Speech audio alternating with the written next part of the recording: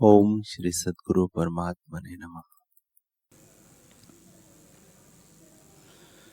श्री योग वशिष्ठ महारामायण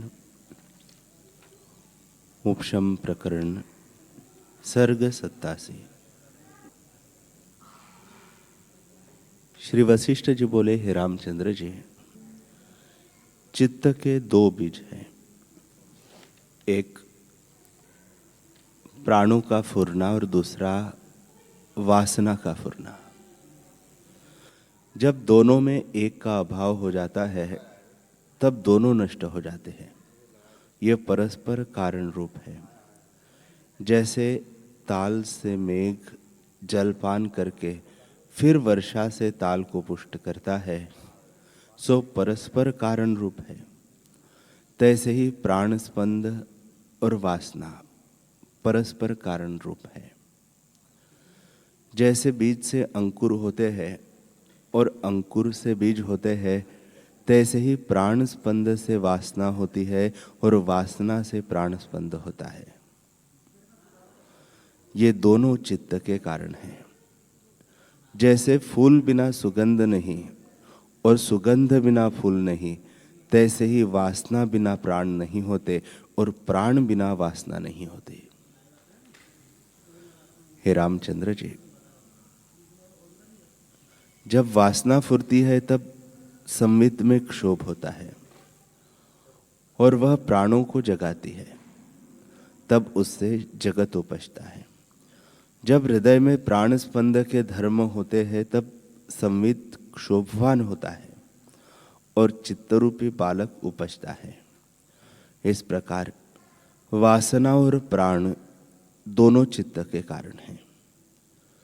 जब दोनों में एक का नाश हो जावे तब दोनों नाश हो जावे और चित्त का भी नाश हो जावे। हे रामचंद्र जी, चित्तरूपी एक वृक्ष है। सुख दुख रूपी उसके स्कंद है। चिंता रूपी फल है। कार्य रूपी पत्र है। वृत्ति रूपी बेल से वेष्टित हुआ है और राग द्वेष रूपी दो बकुले उस पर आन बैठे हैं। तृष्णा रूपी काली सर्पिणी से वह वेष्टित है और इंद्रिया रूपी पक्षी उस पर आन बैठे हैं। इच्छा अधिक रोगों से पुष्ट होता है और अज्ञान इसका मूल है। अब अवासना रूपी खड़ंग से शीघ्र ही काटा जाता है। जब अवासना रूपी खड़ंग से शीघ्र ही काटा जाता है तब संसार की अभावना और स्वरूप की भावना से शीघ्र ही नष्ट हो जाता है। जैसे तीक्ष्ण पवन से पका हुआ फल वृक्ष से शीघ्र ही गिर पड़ता है, तैसे ही आत्मभाव से फल गिर पड़ता है। हे रामचंद्र जी, चित्तरूपी आंधी ने सब दिशा मलिन करके प्रकाश को घेर लिया है और तृष्णा रूपी तृण उसमें उड़ते हैं। शरीर रूपी स्तंभाकार बायगोला अज्ञान रूपी कुंड से उपजा हुआ बड़े क्षोभ को प्राप्त करता है। जब हृदय में प्रकाश हो तब तम को दूर करे और जब स्पंद रोकिए तब धूलि शांत हो जाती है।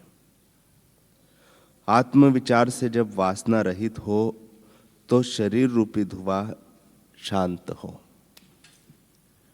हे रामचंद्र जी, प्राणों के रोकने से शांति होती है और वासना के न उदय होने से चित्त स्थिर हो जाता है। प्राण स्पंद और वासना का बीज संवेदन है। जब शुद्ध संवित मात्र से संवेदन को त्याग करे तब वासना और प्राण दोनों न फुरे। जैसे वृक्ष का बीज और मूल काट डालिए तो फिर नहीं उगता, तैसे ही इनका मूल संवेदन है। जब संवेदन का अभाव हो तब दोनों नहीं बनते। संवेदन का बीज आत्मसत्ता है। संवित सत्ता से संवेदन प्रकट हुआ है, उससे भिन्न नहीं। जैसे तिलों में तेल के सिवा और कुछ नहीं होता, तैसे ही संवित सत्ता के सिवा हृदय में और कुछ नहीं पाया जाता। वही संकल्प द्वारा संवेदन को देखता है। जैसे स्वप्न में मनुष्य अपनी मृत्यु देखता है और देशांतर को प्राप्त होता है, तैसे ही आत्मसत्ता संवेदन रूप होती है। अर्थात चिन्मात्र संवित में संवेदन का उत्थान होता है कि अहम अस्मि। तब संवेदन जगतजाल दिखाता है। अपना ही संवेदन उठकर आपको भ्रम दिलाता है।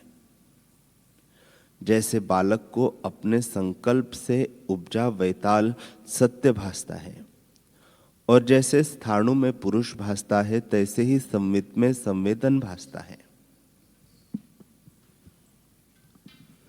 हे रामचंद्र जी, असम्यक ज्ञान से संवेदन रूप हो जाता है तो उसमें आत्मबुद्धि होती है, और सम्यक ज्ञान से वह लीन हो जाती है।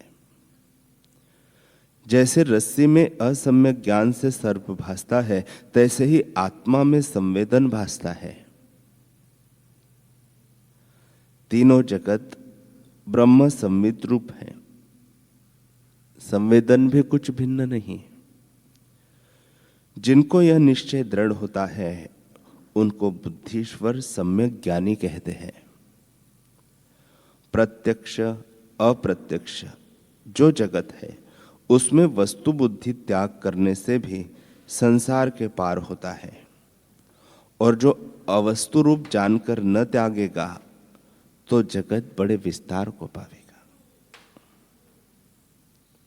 हे रामचंद्र जी, संवेदन का जो उत्थान होता है सो बड़े दुखों का देने वाला है, और संवेदन जो जड़वत अजड़ है वह परम सुख संपदा का कारण है।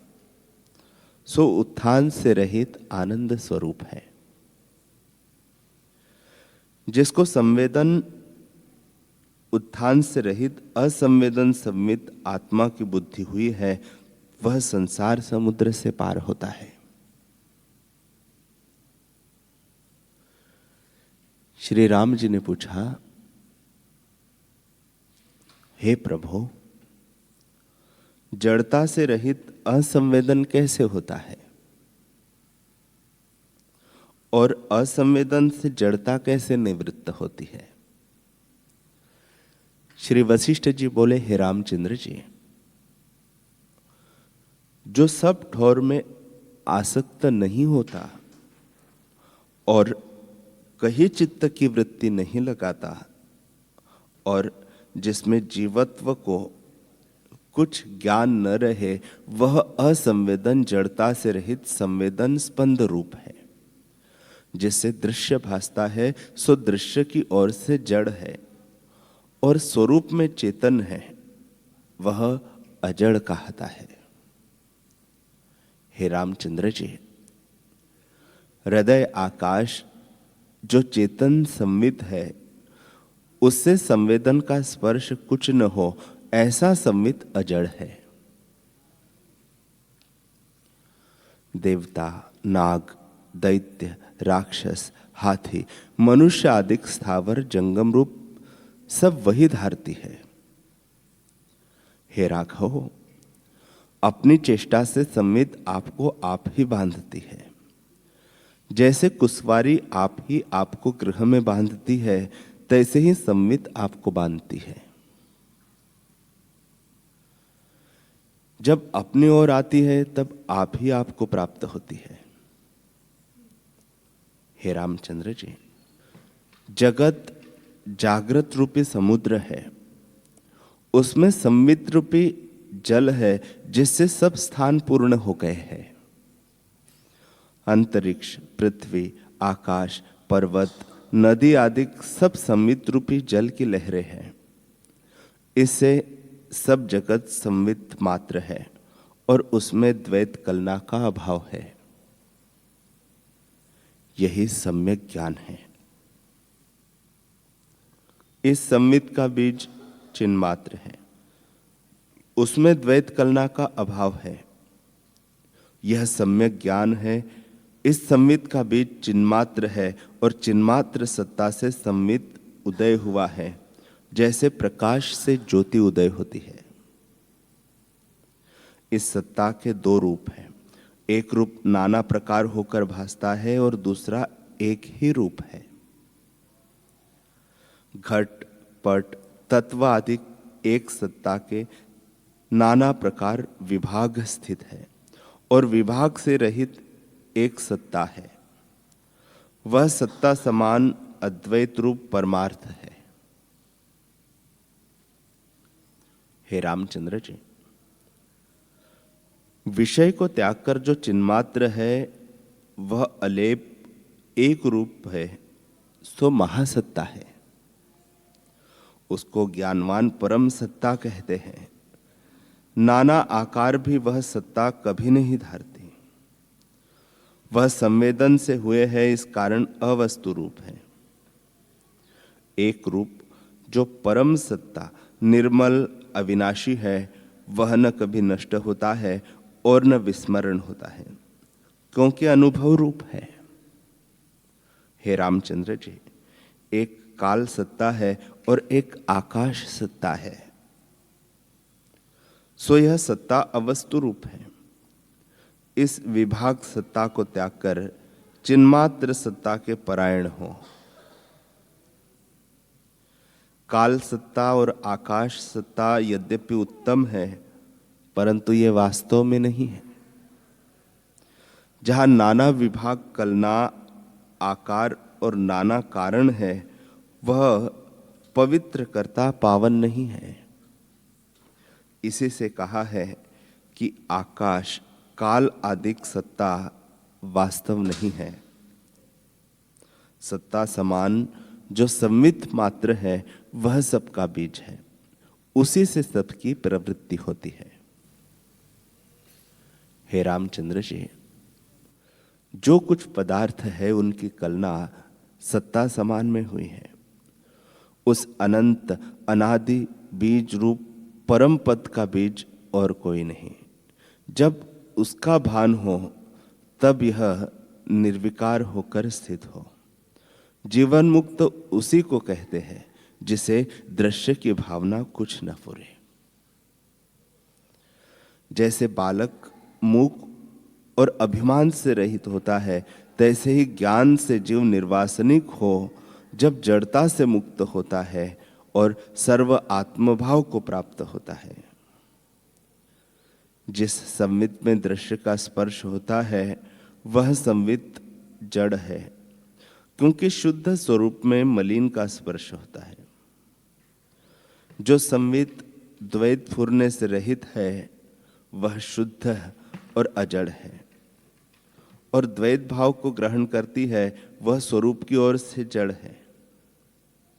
हे रामचंद्र जी, जिसकी स्वरूप की ओर स्थिति हुई है और दृश्य भाव का लोप नहीं होता है, वह सर्व वासना को त्याग कर निर्विकल्प समाधि में लगता है। जैसे आकाश में नीलता स्वाभाविक बरतती है, तैसे ही योगी आनंद में बरतता है और निसंवेदन संवित में प्रविष्ट होकर वही रूप हो जाता है।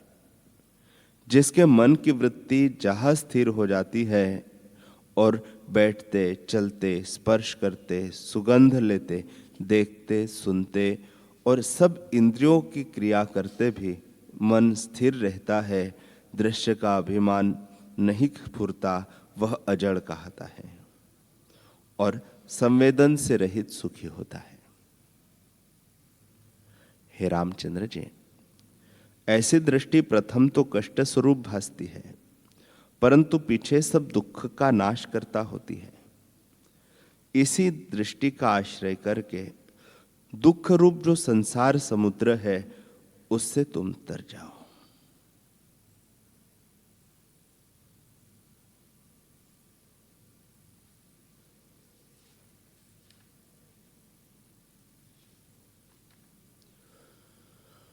हरि ओम।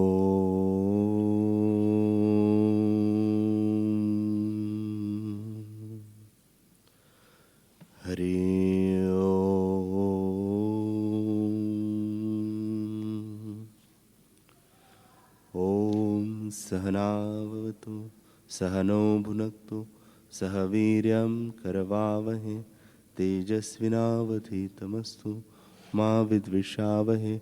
ओम शांति शांति शांति।